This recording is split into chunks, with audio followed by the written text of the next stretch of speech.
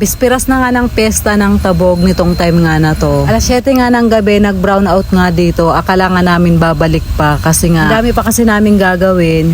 So yun, mga alas 10:30 naman ng gabi, papunta na nga kami ng Sayawan. Medyo ginabi nga kami ngayon kasi nga tinulungan pa nga namin si nanay tapusin lahat nga ng mga gagawin. Tulad nga ng mga hihiwain para pagbalik nga namin, lulutuin na lang nila Mary Jane. Pero yung ibang lutuin, niluluto na rin nga ni nanay. Bago nga kami dumiretso ng court, dumaan muna kami dito sa bahay nga ng pinsan ko. Andito nga sila at nagiinuman. Sobrang dilim nga dito sa mga kabahayan kasi nga nag-brown out. Pagpasok nga namin ng covered court, ang dami na ngang tao at wala na rin kaming table na nakuha. Medyo late na rin kasi talaga nung time nga na to nung nagpunta nga kami. Kaya sinubukan nga naming hanapin yung table nga nila Lembot, yung kapatid ko nga na bunso, pati na rin nga yung pinsan ko. Pero hindi naman namin nakita kaya dito lang muna kami umi-standby dito nga sa bandang unahan. Mga pamangkin ko nga sa pinsan yung mga nandito, pati na rin nga yung iba kong mga pinsan pa. Dito nga hindi pa nga kami sumasayaw ng mga kasama ko, tamang panood lang din kami.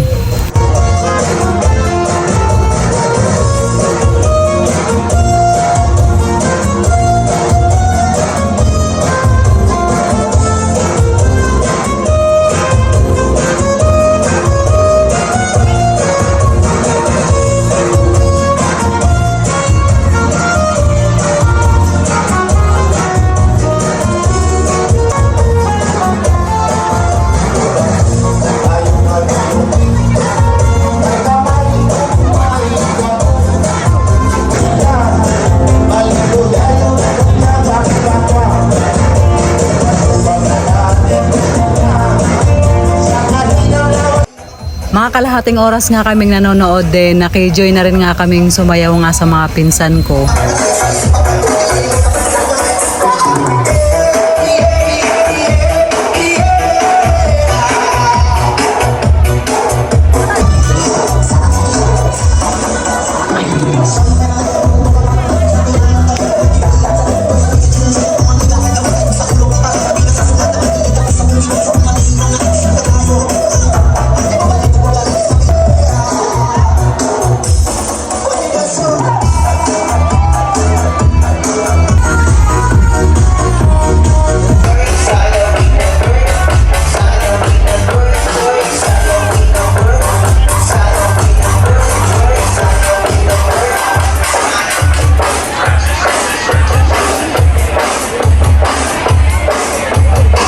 Mag-aalauna nga ng madaling araw, tinawag nga kami ni Ate Eva kasi nga doon nga kami pupwesto sa table nga nung isa kong pinsan. So yun, dito na nga kami nagpaumaga hanggang sa mag-uwian nga kami. Ito nga yung mga pinsan ko na simula bata nga hindi ko pa nga nakita at ngayon lang din kami nakita-kita nga dito sa Bicol. Saktong alas 3 nga ng madaling araw nga kami umuwi. Hindi pa naman tapos yung sayawan kaya lang pupunta nga kami doon sa tiyahin nga namin. Sa kapatid nga ni tatay para doon na nga muna kami mag-standby. Para magkakasama-sama nga kaming magpipinsan.